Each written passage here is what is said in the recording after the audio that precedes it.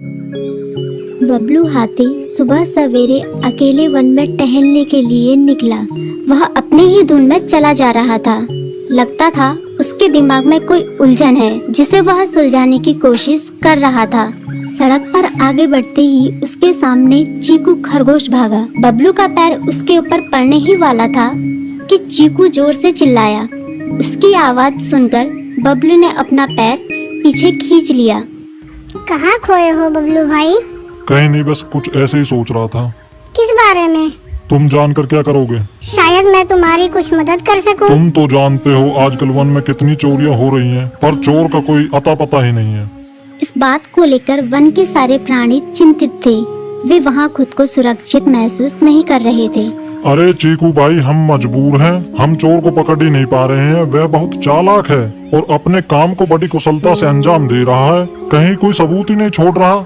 हमारे राजा इस बात को लेकर बहुत चिंतित हैं। यही कारण है कि हम सब इस बारे में सोच रहे हैं। अब तुम मेरी इसमें क्या मदद कर सकते हो?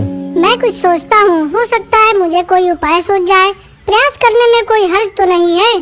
तुम ठीक कहते हो चीकू, लेकिन वन के गुप्तचर भी अभी तक इसका कोई हल नहीं निकाल सके। इतना कहकर वे चुप हो गए। बबलू की बातों ने चीकू को सोचने के लिए मजबूर कर दिया।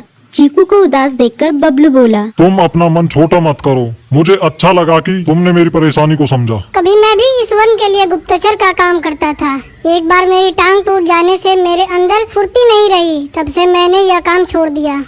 चीकू, तुम चाहो तो यह काम दोबारा कर सकते हो। वन के प्राणी ज्यादातर दिन में भोजन की तलाश करते हैं, वे रात को आराम करते हैं। तुम दिन रात दोनों में ही भोजन की तलाश में निकल सकते हो सकता है रात को तुम्हें कुछ ऐसी बातों का पता चल जाए जो हमारे काम की हो। हाँ बबलू, तुम ठीक कहते हो। मैं आज रात को वन में घूमकर इस बात का पता करने की कोशिश करता हूँ। थोड़ी देर बातें करके चीकू अपने बिल की ओर बढ़ गया और बबलू अपने रास्ते चला गया।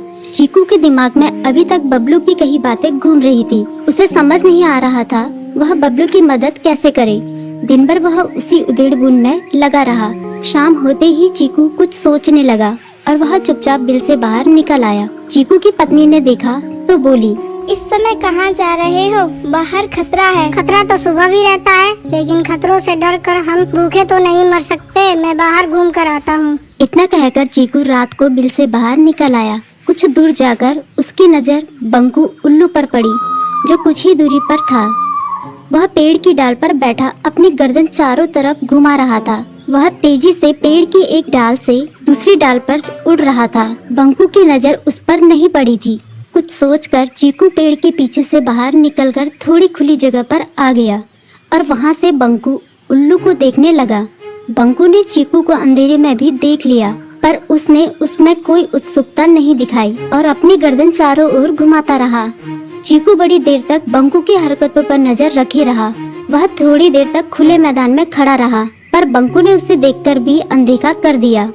उसने महसूस किया कि बंकू के आसपास चमकू चमगादड़ भी मंडरा रहा था। कुछ देर वन में घूमने के बाद चीकू अपने बिल में लौट आया और सुबह होने का इंतजार करने लगा। अगली सुबह बबलू उसी रास्ते में जा रहा था। रास्ते में चीकू उसका इंतजार कर रहा था। आज बड़ी जल्दी आ गए बबलू। हाँ, आजकल मुझे चिंता की वजह से नींद नहीं आती। कोई नई खबर है क्या? यकीन से तो मैं नहीं कह सकता, पर मैं तुम्हें ऐसे प्राणी का नाम बता सकता हूँ जो शायद चोरों की मदद कर रहा है। कौन है वो? बंकू उल्लू। इतना कहकर चीकू ने रात की घटना उसे ज्यों की त्यों सुना दी। इसे सुनकर बबलू का माथा ठनका। बबलू की आंखें चौंधिया गई। तुम ठीक कह रहे हो। मुझे आज रात बंकू और चमकू पर नजर रखनी होगी। इतना कहकर वे दोनों अपने अपने रास्ते चले गए। बबलू रात को अपने साथियों के साथ बंकू पर नजर गड़ाए रहा।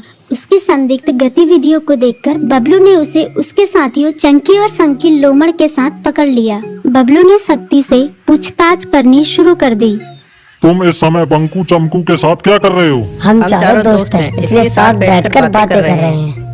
चमगादड़ और उल्लू की दोस्ती तो समझ में आती है, पर लोमड़ के साथ दोस्ती कैसे हो सकती है? सख्ती से पूछने पर दोनों ने अपना जुर्म कबूल कर लिया और सभी चोरियों के बारे में बताया जो उन्होंने कुछ दिन पहले वन में की थी। बबलू ने उनके चोरी का सारा सामान भी बरामद कर लिया। बंकू और चमकू को अभी तक समझ में नहीं आ रहा था कि वो इतनी आसानी से कैसे पकड़ में आ गए।